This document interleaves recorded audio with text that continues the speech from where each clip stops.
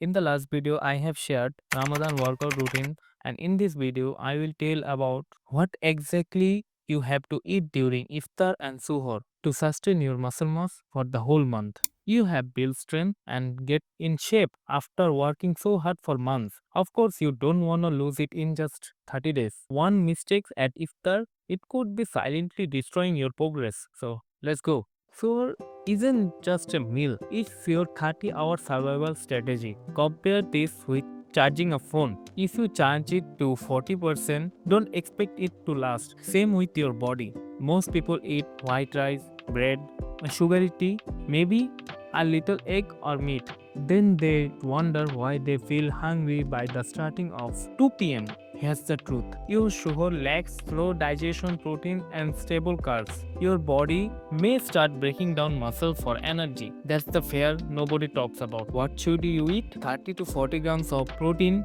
minimum in a meal. Eggs plus Greek yogurt, milk plus oats, or chicken plus whole grain roti. Add complex carb for energy like oats, brown rice. For hormonal balance, take healthy fats from peanut butter, nuts, olive oil. All of the planning for what? Because protein prevents muscle breakdown, slow carbs stabilize energy, fats for slow digestion, and keeps you full for longer. Even if you eat perfectly at suhoor, you can still lose muscle at iftar, and that's where things get dangerous. Before we go to Iftar, let me ask you a question. Are you baking your fast with fried foods and 3 glasses of sugary drinks? Be honest with yourself because the next part might hurt you. Don't crash your Iftar. After waiting for a long time, people think it's time to eat all the food at once. I know. You are hungry, you are tired, your brain wants instant reward. Samosa, pakora, fried rice, fried chicken, sugary drinks. It feels good at a moment.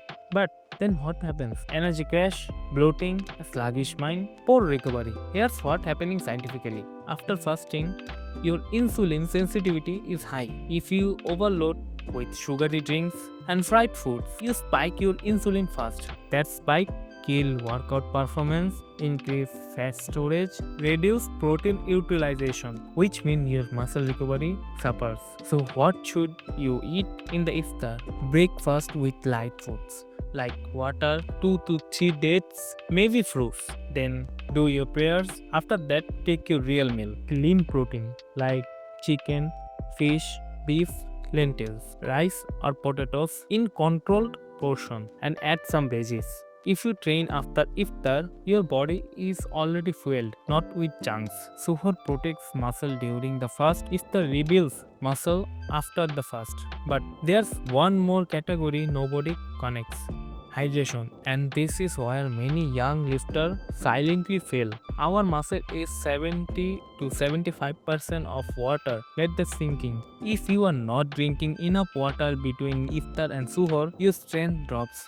Recovery slows, cramps increases. You think you are losing muscle, but sometimes you just dehydrated. Set a minimum target like 3 to 4 liters of water between iftar and suhoor. Add electrolytes if you sweat a lot. I prefer coconut water. Don't rely only on sugary drinks. And also avoid caffeine cause caffeine is a natural element that dehydrates you a lot. This isn't just fitness, this is discipline. The same discipline you use in the gym, apply it in your meal. Ramadan isn't about losing progress, it's about mastering control. If you can control your hunger, your cravings, and meal timing, you can control your physique. And discipline in food translates to discipline in life, studies, and careers. But here's the real question: when is the best time to train during Ramadan for maximum muscle retention? Before iftar, after iftar, or before suhoor? That's a whole strategy on its own. If you want that full breakdown, watch this video. And remember, you are not losing muscle because of fasting. You are losing it because of poor planning. Plan better, train smarter, stay strong. Ramadan Mubarak.